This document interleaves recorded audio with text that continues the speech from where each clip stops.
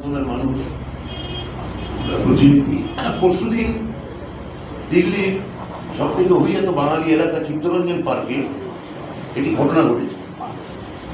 আপনারা যদি দেখেন যে এবারে দিল্লি নির্বাচনে চিত্তরঞ্জন পার্কও বিজেপি বিপুলভাবে জিতেছে।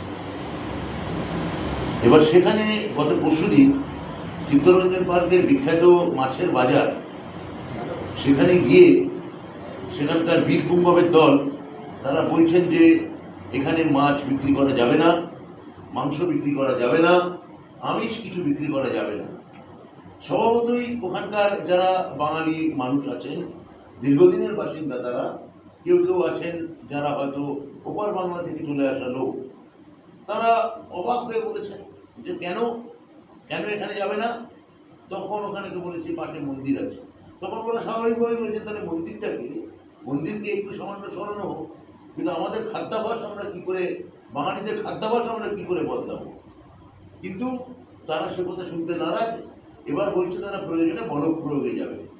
আমি আপনাদের মাধ্যমে বাংলার মানুষকে বলতে চাই যে এই ধরনের বিজেপি শাসন এলে সত্যিকারের অবস্থা কি হয় বাঙালি এবং বঙ্গদেশে, তার একটা ছোট একটা ক্যাপসুল হচ্ছে পরশুদিনের চিত্তরঞ্জন পার্কের ঘটনা। এই ঘটনা প্রমাণ করে দেয় যে যে কোনো রকমভাবে বহুত্ববাদকে বিজেপি বিশ্বাস করে না। তাদের যে আদি সংস্কৃতি বা আদি স্লোগান হিন্দি হিন্দু হিন্দুস্তান, যার সঙ্গে গভীরভাবে জড়িয়ে আছে নিরামিষ ভারতের একটি আদি কল্পনা। আমাদের বক্তব্য হচ্ছে কেউ নিরামিষ খেলে নিরামিষ খাবেন, কেউ আমিষ খেলে আমিষ খাবেন। আমরা তো খাবারের ক্ষেত্রে, ধর্মের ক্ষেত্রে, পোশাকের ক্ষেত্রে আমরা, আমার মুখ্যমন্ত্রী মমতা বন্দ্যোপাধ্যায়, আমাদের দল বা আমাদের সরকার যে কোনো রকম ফতোয়ার বিরুদ্ধে।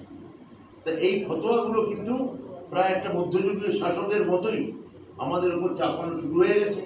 তার একটা প্রধান প্রমাণ হচ্ছে পরশুদিনের চিত্তরঞ্জন পার্কের ঘটনা।